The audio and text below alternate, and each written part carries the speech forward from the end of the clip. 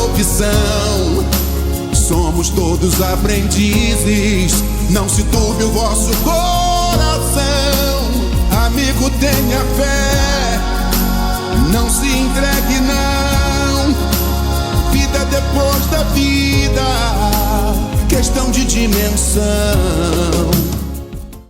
Olá, você que nos acompanha em mais uma noite. Aqui estamos no nosso 6º dia que abraçamos para realizar a série de vídeos Suicídio. Precisamos conversar sobre isso.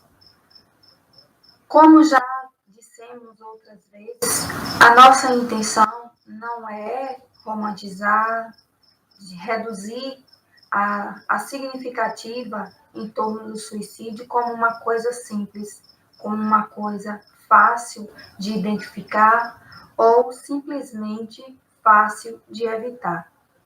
O que nós propomos é que os nossos vídeos sirvam de alento para todos nós que conhecemos alguém, que temos contato com pessoas que estão com dificuldades emocionais, com desequilíbrios, passando por muitas dificuldades e que essas dificuldades podem gerar uma depressão ou outros problemas psicológicos que podem levar a um suicídio.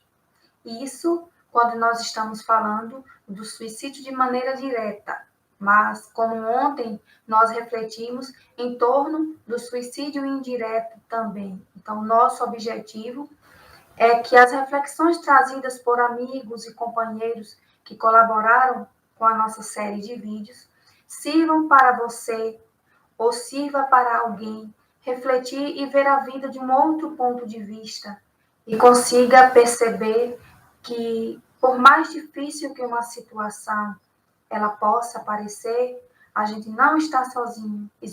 Existem órgãos que podem nos ajudar, nos auxiliar, amparar e fazer com que nós nos sintamos mais fortes para caminhar e enfrentar as dificuldades. O principal órgão que ampara e tem suporte responsabilizado, suporte de profissionais e voluntários capacitados para auxiliar na prevenção e combate ao suicídio é o CVV, que é um órgão que foi fundado no ano de 1962 e através dele você liga para o 188 e você pode falar de maneira... Você não precisa se identificar, você não vai ser julgado, porque as pessoas que estão lá do outro lado estão para te ouvir, estão lá para dividir contigo o seu fardo. Não há exposições, é totalmente seguro. Os profissionais que estão lá estão capacitados para auxiliar nas suas necessidades. Então, o nosso convite é: auxilie alguém a pensar de uma nova forma. Se a gente pode ajudar alguém a não tirar a sua própria vida, que seja hoje, que seja agora, que seja aqui. Então, se a gente pode, façamos logo, o mais breve possível. Curta os nossos vídeos, compartilhem. O nosso propósito não tem bandeira religiosa. Nós estamos aqui no canal do Centro Espírita Chico Xavier, mas a nossa intenção, ela abrange a sociedade e não grupos específicos.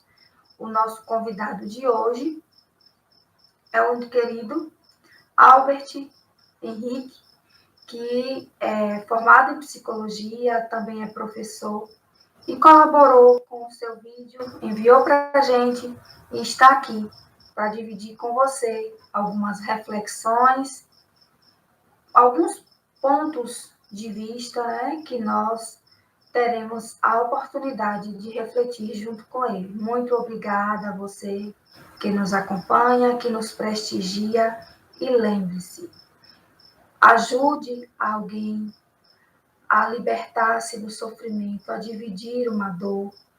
Apresente para ele o CVV, o 188, que é o Centro de Valorização da Vida. Você liga gratuitamente e você pode falar sem se identificar e será ajudado, com certeza. Muito obrigada. Até mais. Olá pessoal, eu me chamo Albert Henrique, eu sou formado em psicologia e hoje eu estou aqui para falar com vocês sobre o Setembro Amarelo, né, que é um mês que a gente tenta dar ênfase um pouco maior em questões relacionadas à saúde mental. E como foco da minha fala de hoje eu vou estar falando sobre o suicídio e nas entrelinhas falando também da depressão, porque os dois estão ali se relacionando de forma muito recíproca, né? A ponto de, por exemplo, uma tentativa de suicídio mal elaborada servir como estímulo para a própria depressão, né? A gente tem casos, por exemplo, de pessoas que tentaram suicídio, não conseguiram e se sentiram fracassadas por não conseguir acabar com a dor que estava sentindo, né, através do comportamento, e assim acabar reforçando e retroalimentando sua depressão. Mas eu não vou estar falando muito numa perspectiva individualista, né? E também não vou conceituar a depressão, o suicídio, porque já foi falado em outros vídeos sobre o que é o suicídio, por exemplo, e aqui hoje minha proposta é dar continuidade, né, a esse projeto do centro, tentando trazer outras perspectivas sobre esse problema, né? Então, eu vou estar convidando vocês a pensar e a refletir o suicídio numa perspectiva psicossocial, né? E o que é isso, né? O que é que a gente chama de psicossocial? É o ato de tentar perceber como fatores sociais influenciam ou estão relacionados com a saúde mental, com fatores psicológicos. Então, como uma coisa se relaciona com a outra, né? E aqui a gente já está fazendo um movimento de conceber questões individuais como atreladas, relacionadas com tudo que acontece na sociedade. E isso parece óbvio, né? A gente falar que por exemplo, questões sociais afetam nosso psicológico, mas na prática isso traz resultados interessantes. Por quê, né? Quando a gente pensa o suicídio nessa perspectiva psicossocial, e a gente vai para alguns estudos que já foram publicados, e que são publicados já há muito tempo, lá desde o século XIX, quando a sociologia falava, né, sobre o suicídio, a gente vai perceber que, por exemplo, índices de desemprego, de desigualdade social, estão diretamente relacionadas com alto índice de suicídio. E quando a gente olha para essa relação, a gente já muda a nossa perspectiva, no sentido de não olhar para a depressão, por exemplo, que é um fator psicológico, como causa, ou pelo menos única causa do suicídio. A gente passa a perceber também que questões sociais mais profundas e mais complexas se relacionam a esse fenômeno que infelizmente ainda está muito presente na nossa sociedade. Então, para além do desemprego e da desigualdade, por exemplo, questões como racismo, o preconceito, a pobreza extrema, estão ali influenciando, estão alimentando a todo momento questões relacionadas ao suicídio e a problemas relacionados à saúde mental. E isso na prática tem consequências que por mais que o fenômeno pareça óbvio, na prática isso tem consequências que são muito intensas. Porque as pessoas, por exemplo, tendem a olhar para o suicídio e depressão numa perspectiva muito individualista. E o que é que acontece a partir daí? tanto uma responsabilização do sujeito que sofre. Então perceba que falas como você tem tudo e fica sofrendo, isso é frescura, né? Percebam que falas como essa só reforçam e responsabilizam um indivíduo que já está sofrendo.